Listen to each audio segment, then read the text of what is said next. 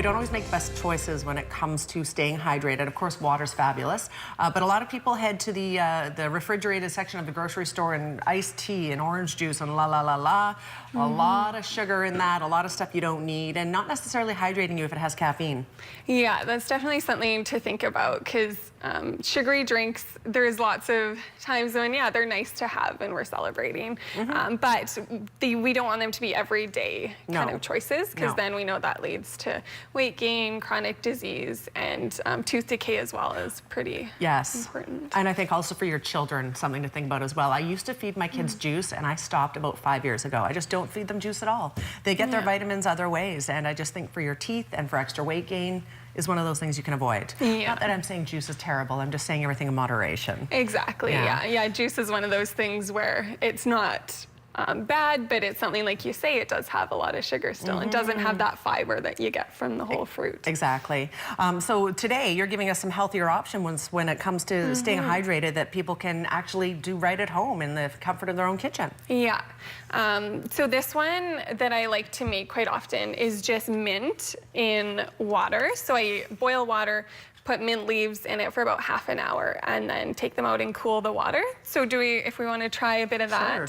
So you boil the mint for the half hour the whole time in the I guess we should only pour these as big as we're going to drink it, because we're moving on to other options. Down the hatch. I'm usually in here drinking wine. This is a very healthy alternative for me. Cheers. So half an hour in hot water. Yeah, just to get a little bit more of the flavor out.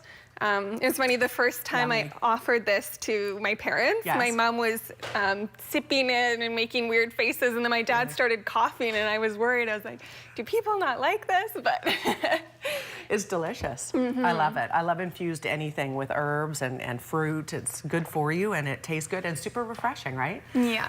And that mint, of course, giving it that bit of a yellow effect. Okay, so let's move to this. What is this red one here? So that's just a black tea. I used Earl Grey and didn't steep it for very long. I did use hot water, and for a minute or two, I steeped it. But if you leave it too long, then you are getting more of the caffeine as well. It gets quite bitter. And then you tend to want to add the cream and the sugar to kind of mellow it out. Right, so keep it light. Don't leave it in for too long. And so this one, I'm actually thinking this is probably, I tried a couple, this is Thai iced tea, and it's nice because it has a little bit of a vanilla delish flavor in it. I worked at Butcher Gardens for many years, and it's highly American tourists that go into Butcher Arts, and they drink their iced tea in the summer with no sugar in it at all. So we would specifically make our iced tea with no sugar. I never really got onto it, but I was younger then. I think now the less sugar, the better, right? Yeah, and it's kind of like once you get used to it, you don't feel that need for that creamy sugar. Oh, that's good. That's Earl Grey with vanilla?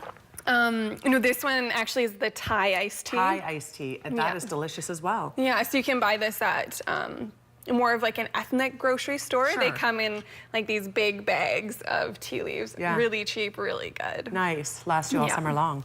And then the last one is blackberry and basil, and that's this one. So the blackberry sink to the bottom, basil's on the top. How long did it take to do this? This one I just put it in cold water.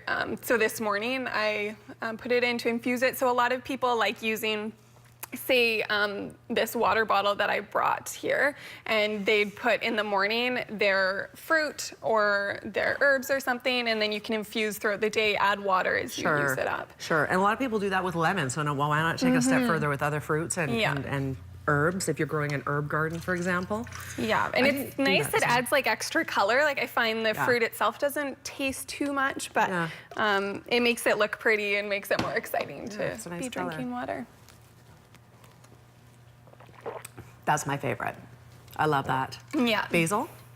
Yeah. Oh, so good. Really good. Yeah, and it's not too overpowering. No, it's not. So with this one, probably if you boiled it, the basil would come out more, and it might be a little too overdone. Much. Yeah. That's awesome. So these are all of your little recipes here. Yeah. That's awesome. And it's neat because you can just try whatever's in your garden or whatever is available, whatever fruit you have in your house. Exactly.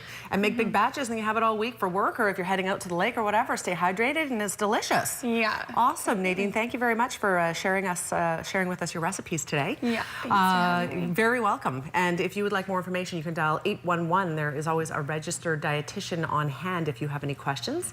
We're back after a quick break. Stay with us.